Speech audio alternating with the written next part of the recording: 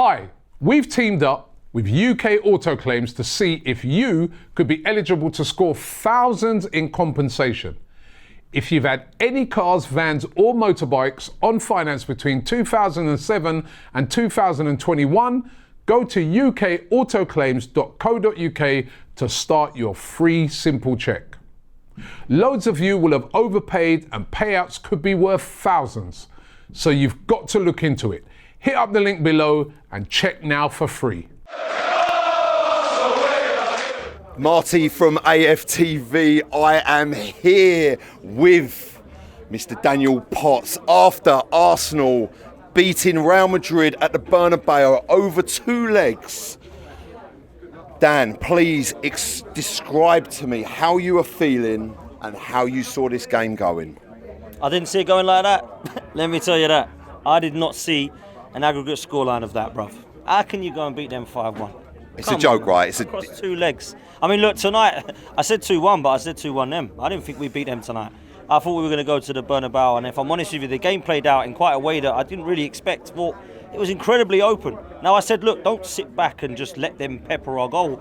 Have a little bit of balance about it. But I felt like we were actually giving it a bit of a go right from the off, and I felt like there was a lot of balls, there's a lot of bravery there, because Mikel Arteta has been kind of guilty in the past of playing in a low block, and we're kind of looking at the style, and we're looking at a lot of people calling him Tony Pulis and David Moyes, but we weren't that tonight. Trust me. Yeah, it was incredible to watch, and I'm sure for the neutral, it was as impressive to watch. For us, it was a little bit nervy at times, bruv.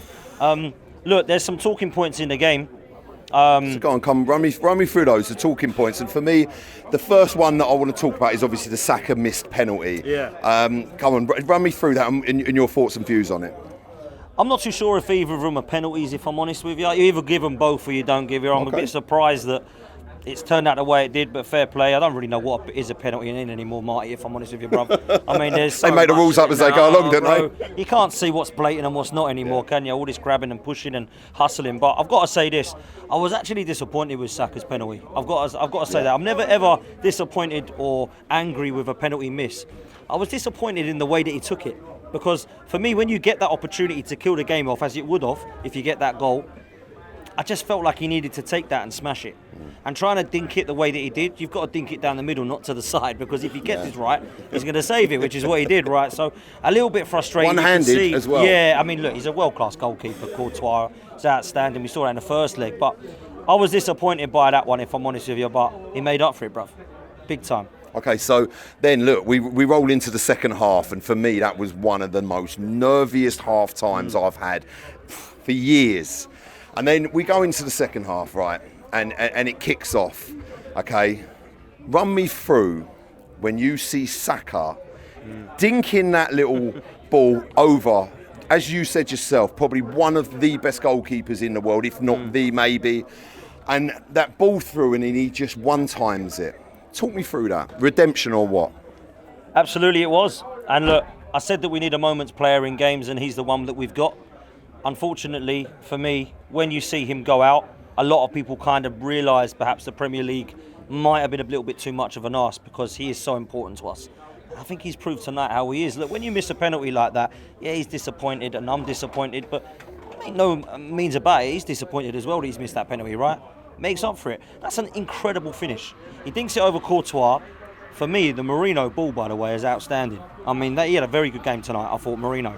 Saka, just running out superlatives for the kid, man. I mean, to do this at 23 years old, what he's doing now, can he do it on the big stage? Can he do it for his club? Can he do it for his country? He's now proven he can do it against one of the best teams, one of the best clubs around, right? He's doing it on the big stage. He's doing it in the Champions League. He's now in a semi-final. Can he do it again? Well, we'll see, won't we? There's a question mark. But for me, he deserves an unbelievable amount of credit. To come back from an injury like he has, people having question marks over rushing him back too quick, people having question marks about, is he going to be the same player? Don't look bad, does he? So then, Dan, I mean, obviously we're celebrating that goal. This place is going absolutely bananas. We're in Box Park. Everyone's jumping over everyone. And before we can literally sit down on our seat, the ball is in the other end, in the back of the net. And through a rare Saliba mistake, I mean, turning into his player. Yeah. And for me, that's probably the part in the game where Real Madrid could probably start trying to get a bit of a foothold and maybe start trying to get back into it. Where were you at then? Well, I was on a high, And as I sat back down, I looked up and the ball was in the net. And I was on the floor. Oh, brother. I mean, I looked up and I saw Saliba had given the ball away, and I thought, you're kidding, that can't happen. He was been so good. Saliba and Kivior as well deserves a mention tonight because he was outstanding. He was. Yeah, and he has been since he's come in, to be fair to him. But Saliba, you've got to do better than that, bruv. I mean, look, Ray has rolled it out to him. Maybe he doesn't need to do that. Maybe he can go long. But you don't expect Saliba to be doing that. He's been so consistent, so composed, so calm usually.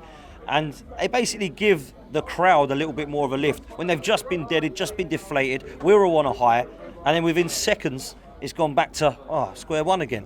Yeah, so that was frustrating for me. Saliba had a really good game other than that mistake, to be fair to him. And I think Kivior deserves a lot of credit. But that kind of give everybody a little bit of a nervy feel again, mate.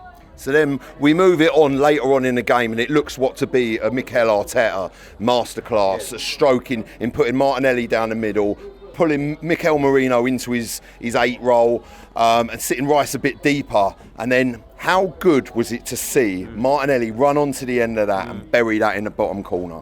Well, he's been picking up his form lately, and he's been questioned because the last 18 months has been a difficult time for Martinelli. I would say the last couple of games, maybe 2, 3, 4 games, I've been impressed with his performances. I think maybe against Everton when he come on, not so great, but nobody was in that game when they came on. Maybe he was a little bit questionable over the weekend, but in the games prior to that at Fulham, he was excellent. I thought he was great against Real Madrid in the first leg, and tonight I thought he was great. Defensively, I don't think people give him enough credit actually defensively. He works tirelessly, he gives 110%. When he makes a mistake, he don't get his head down, he carries on.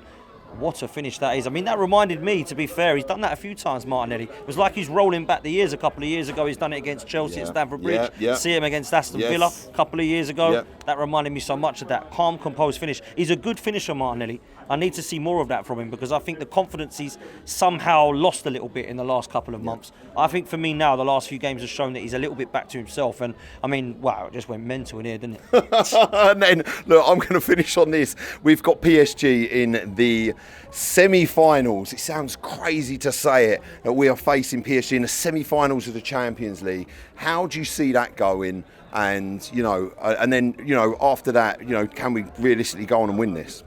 Well, look, we've got to look at PSG first. And unfortunately, another kind of error tonight, Thomas Partey. Well, what's he doing there? He's now out of that. He's so important. He's pivotal to what we do in that midfield. We've dominated the majority of the game with him in that midfield. Home and away to Real Madrid, that's going to be a big loss. But they can be got at. We've seen PSG against Aston Villa. They've conceded goals, but their front three is electric. So, similarly to Real Madrid, you don't want to allow their front three to get on the ball. Kvaratskhelia is outstanding. Then Bele's a top player. And both of them were out when we last played them at PSG. The Emirates and won. 4-0. So for me, when I look at it, I'm a big big fan of Partey, and I think we're already gonna miss him in the middle there.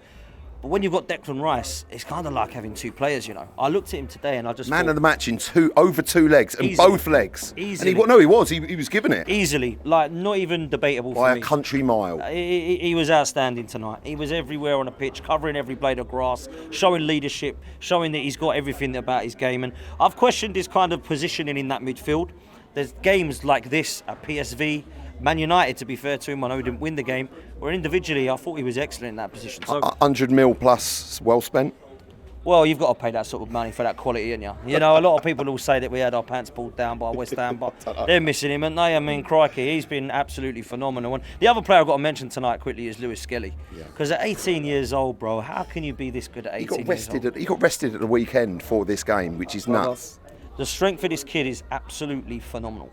I have not seen a kid this strong at that age. It is absolutely amazing how he can continue to drive forward with the ball and no one be able to push him off of it. They have to foul him, and he's 18. Ball retention on the next level. Unbelievable. And look, I honestly believe we've got something special here. And I look at Ethan Nwaneri and I'm a big fan of what he's potentially got. We hear about Max Dowman. I look at Lewis Skelly. I think you are one of the best players. I think he would have walked into that Real Madrid side tonight. And that's crazy. When you look at Alaba and you look at Fran Garcia and all these guys they've got at the moment at left back with Mendy being out injured, I think they'd love a player like Lewis Skelly right now. And a lot of players would. I think he's got unbelievable amount of potential, this kid. And I love a couple of positions. Versatile left back. I think he can do a job box to box in midfield. Maybe maybe there's an option for him to even look at that if Partey is now out. Yep. And Jorginho's still not back. You could look at Rice, maybe Lewis Skelly and Ødegaard. Maybe, if you don't want to use Marino, drop him back in because Marino was very good tonight. So everybody deserves unbelievable amount of credit. The fans deserve credit because they were outstanding. We've had a great night in here. It's one to remember, Marty, that's for sure, bruv. One to remember. Well, Dan, it's been an absolute pleasure watching it with you, my man, down at Box Park. So, Marty, AFTV, sign out. Please like, share and subscribe. Over and out.